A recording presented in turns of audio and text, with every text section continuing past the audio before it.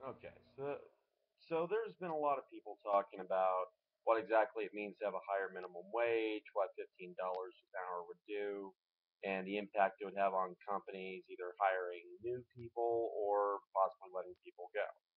Well, yeah, sure. You increase labor costs, companies are going to need to make that money up somewhere. But what a lot of people are forgetting is that even if they cut jobs, much less freeze hiring, we'll still come out ahead.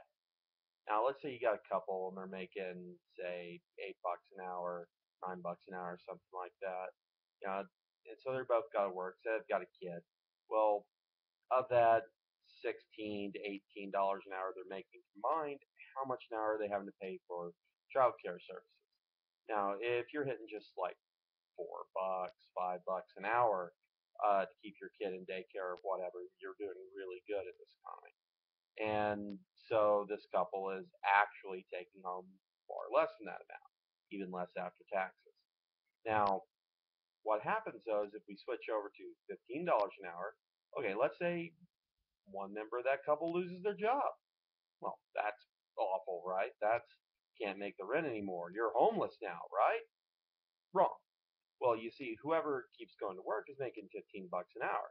Now, you have the other person able to stay home, and your household is more efficient. You're not having to pay for childcare. You're getting to have someone there full time to take care of household chores. They're cooking meals in, which are more efficient than the kind of time stressed, make do, let's eat some crap from a bag that you have to do otherwise. Now, this means that you have a stay at home again. And this couple is now making $15 an hour. Well, let's compare that to before. Say they were making $9 a piece, that's $18 an hour. This means that if they were paying $3 an hour for childcare, they come out ahead. Now, that's just monetarily. Now, assuming that you love your children and you want them to be raised by, oh, say, one of their parents, not a stranger at the facility, um, you win. You have as much money or more. You have more time in the day. Your child is being able to be raised by its parent instead of a stranger. Uh, it's just generally safer. This is a win. This is a win. If a third of the workforce is shit canned over this, well, darn, this is going to be made up by the number of single parents, or, well, not single parents, but the number of individual parents who are able to stay home and raise their children instead of having to go out there and work constantly. There's a lot of people in the workforce who simply don't want to be there and shouldn't be. And once we eliminate their absolute need to go out there and work, they won't. They'll stay home for more traditional roles, homemaking. This isn't a gender thing. That's ridiculous. Anybody can flip a burger.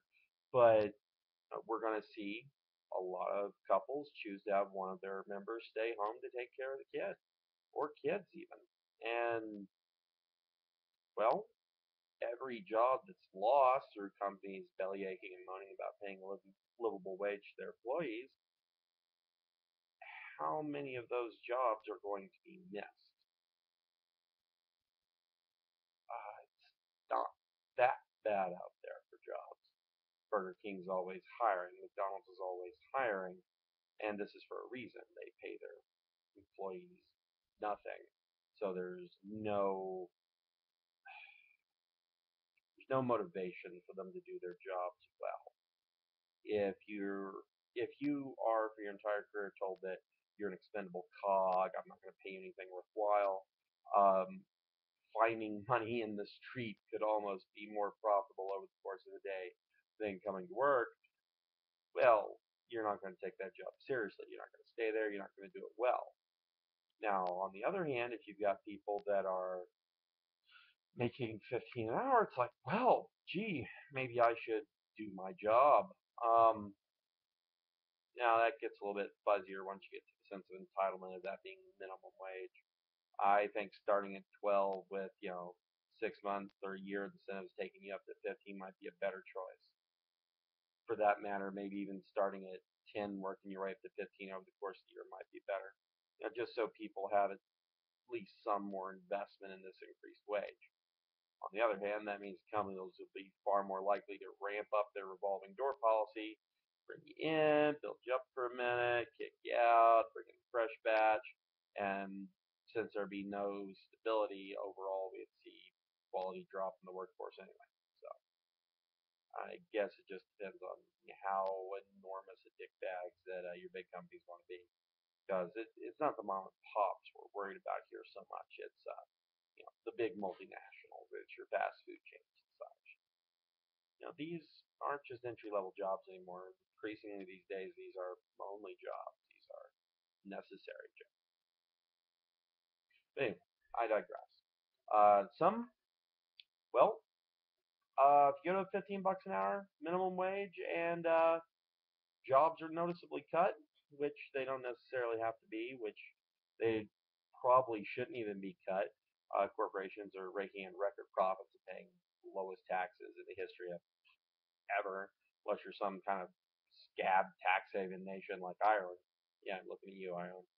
Um, well, it's a good day to be a corporation, and it's a bad day to be an American out there on the street. So don't be dicks. It's not that hard. You got to cut some jobs. You got to scale back some hiring. That's fine. Pay people 15 bucks an hour, and you'd be surprised how much more work will get done. Again, we come out ahead, even if we do lose a few jobs.